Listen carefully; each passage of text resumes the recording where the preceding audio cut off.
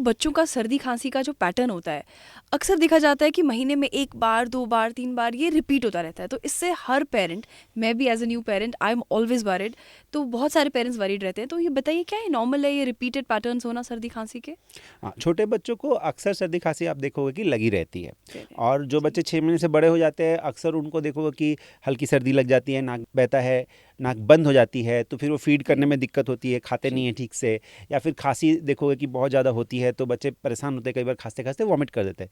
तो ये प्रॉब्लम्स अक्सर आती हैं और इसके 2-3 कारण हैं। एक तो जो मोस्ट कॉमन कारण है कि जो बच्चे इस एज में होते हैं उनको वायरल इन्फेक्शंस लग जाते हैं। जैसे घर पे माता पिता को या फिर दूसरे रिलेटिव्स को अगर सर्दी खांसी है और बच्चे को लेके खेलते हैं तो उनसे ट्रांसफ़र हो जाती है वायरल इन्फेक्शंस।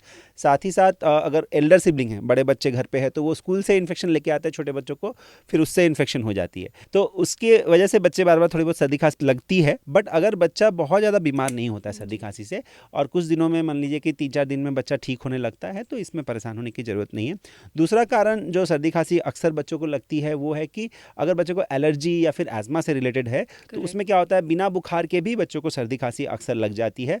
वो एक प्रॉब्लम होती है। और भी छोटे छोटे कुछ कारण होते हैं जिनकी वजह से बच्चों को सर्दी खांसी होती है। तो जो हम समझाते हैं कि अगर बहुत ज़्यादा सर्दी खांसी नहीं है, बच्चा एक्टिव है, खाना खा रहा है, हल्की फुल्की नोज ब्लॉक है, तो आप कुछ होम रेमेडीज दे सकते हैं, थोड़ा सा इलाज कर सकते हैं अपने से।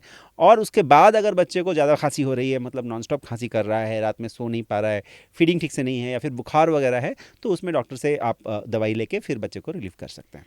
बिल्कुल, बिल्कुल डॉक्टर। तो ये जो आपने होम रेमेडीज़ की बात की, अब घरेलू नुस्खे तो हमारे पेरेंट्स, हमारे बड़े हमें अक्सर अक्सर देते रहते हैं। हम्म, लेकिन मैं बात करना चाहती हूँ कुछ ऐसी चीज़ों के बारे में भी जो अवॉइड करने कहा जाता है हमें। हम्म, जैसे खाने को लेके सबसे पहली चीज़ जो हमारे बड़े हमें कहते हैं कि दही बिल्कुल नहीं देना, हम्म, क्योंकि उससे जो आपका खाँसी ज़ुकाम है वो और बढ़ जाएगा। हम्म। तो क्या ये मिथ है? क्योंकि मैं इसके ऊपर बहुत वेरिड ओपिनियन सुनती रहती हूँ, तो हाँ, बताइए प्लीज़, क्या दही का क्या रहता है इसमें देखिए रोल? इसमें क्या है ना, दही को लेकर यूनानिमसली मतलब पूरे इंडिया में सब जगह ये लोग मानते हैं, सब लोग, कि करेक्ट। दही देने से बच्चे को सर्दी खांसी लग जाएगी। तो कि हुँ, अगर दही जो है, अगर हमने फ्रिज से निकाल के बच्चों को दे दिया ठंडा ठंडा तो फिर ठंड लगेगी ही, ठीक है। करेक्ट। और कोल्ड सेंसिटिविटी की वजह से थोड़ा बहुत सर्दी आ सकती है। बट एज सच दही देने से खांसी या सर्दी नहीं होती है। रादर दही एक अच्छा हमारा इम्यूनिटी बूस्टर फूड है, क्योंकि दही के अंदर ना गुड बैक्टीरिया होती है, जी। प्रोबायोटिक होते हैं।